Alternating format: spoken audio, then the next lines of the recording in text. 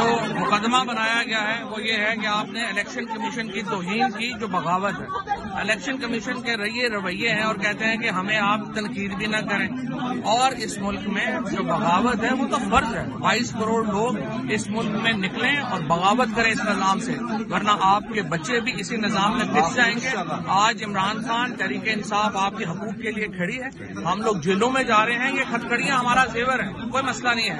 हम इनके साथ हम इंशाअल्लाह ताला आजमाइशों में पूरा उतरेंगे, लेकिन ये अवाम का फर्ज है कि वो निकलें और इस निज़ाम को बदलने के लिए अपना हिस्सा डालें।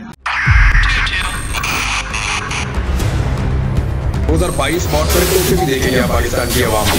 पाकिस्तान की आवाम को एक तोहफा ये दिया कि आवाम को पता चल गया कि पाकिस्तान का मीडिया क्या है। साल 2022 में सबसे ज्यादा देखे जाने वाला चैनल बोल न्यूज रहा नंबर 1। हमने बहुत सारे शोज और ट्रांसमिशंस की, पूरा साल मुसलसल जदोजहद में निकल गया कि ये वोट ऑफ कॉन्फिडेंस के पीछे कौन लोग थे। तोड़े रेटिंग के सभी रिकॉर्ड। सोशल मीडिया पर भी सबसे ज्यादा तेजी से 2.4 बिलियन व्यूज का संगे मील अबूर किया।